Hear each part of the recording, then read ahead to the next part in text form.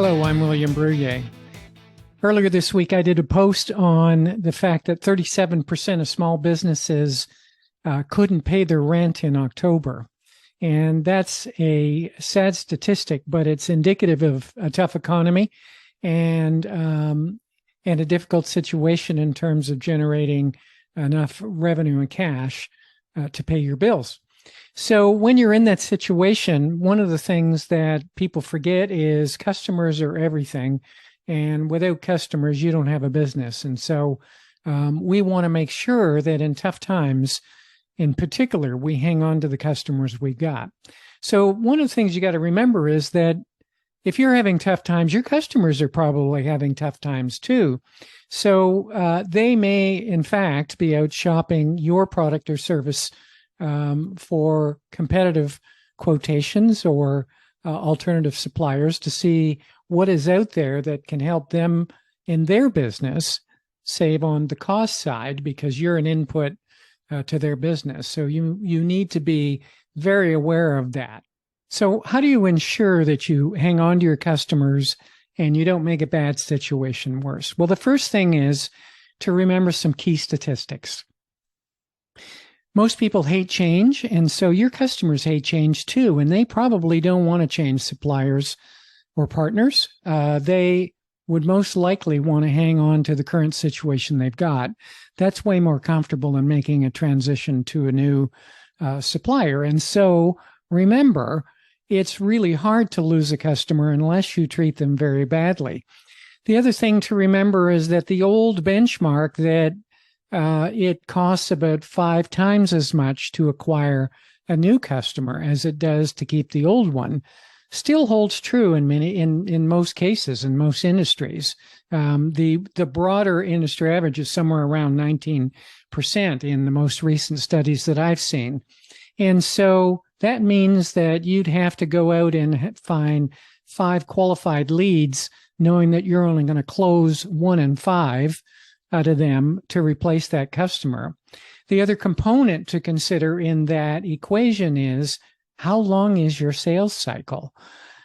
Closing sales can take a short period of time or it can take a long period of time.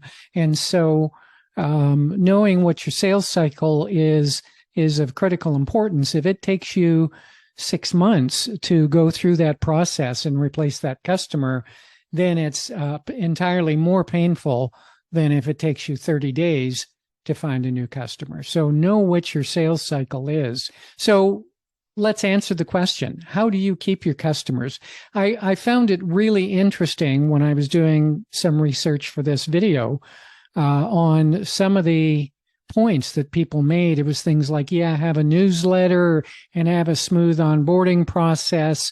I think it's more than that. From my sales experience early in my career, and remember, I grew up in a family of salespeople, sales is more about the personal side. Look, first of all, people know if you are serious about helping them or not. They can pick that up. So you need to have a sincere interest in helping people solve problems. That's the first thing. They will feel that.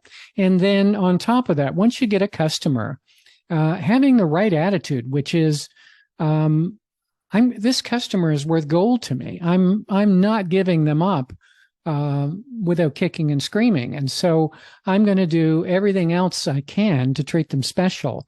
I used to have a mentor in my career that said, treat your customers so well that they'd be embarrassed to go anywhere else.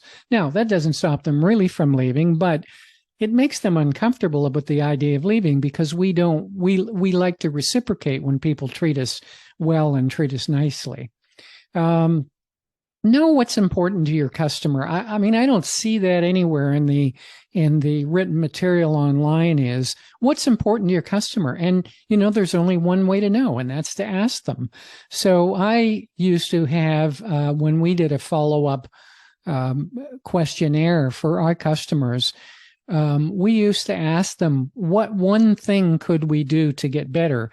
That was partly a continuous improvement approach, is that we wanted to know as a company how we could get better, but also it it was easy for everybody to come up with one simple thing. If you asked people a general question like, what could we do to be better?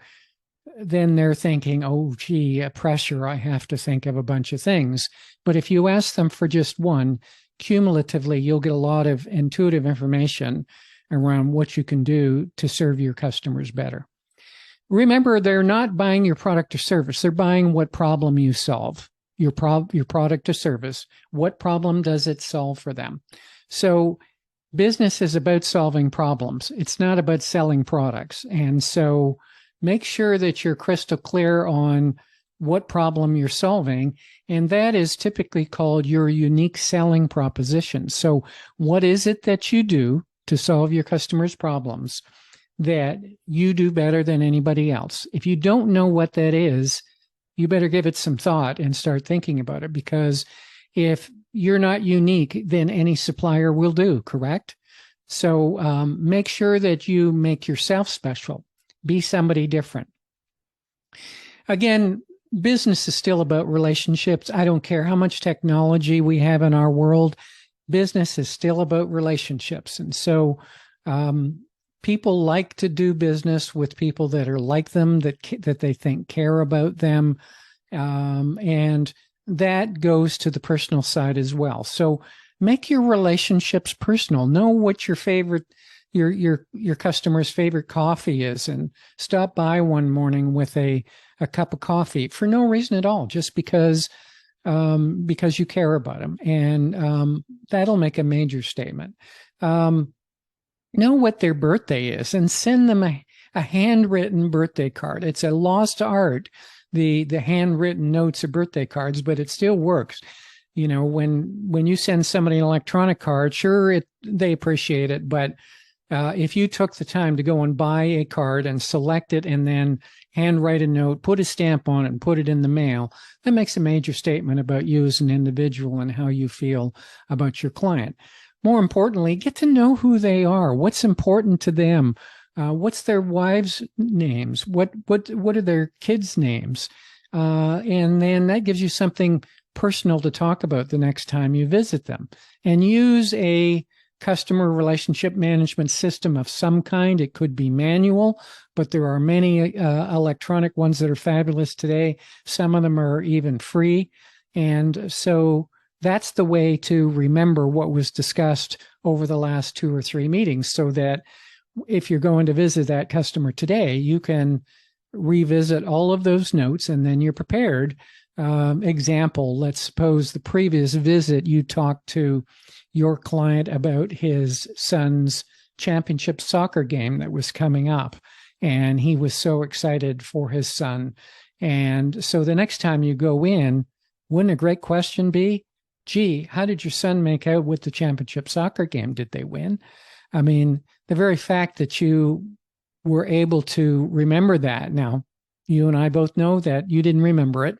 It was in your notes, but it will impress them nonetheless. So having a personal relationship is always super critical. Not only that, do things that don't cost you anything. Do all the things you can for your customers that don't cost you anything. If something comes up in a conversation and you know somebody that can help, make an introduction. If it's something that you know a little bit about, do a little research and send it over to your customer. And the very fact that you did that, not expecting anything in return, that's what bonds people to each other. It's never too late to start treating your customers special. So go out today and find a customer, ask them a personal question, document what they're about, and you'll notice a difference over time at how your customers view you. Go out there and be the best CEO that you can be, and treat your customers like gold, and you'll hang on to them much longer.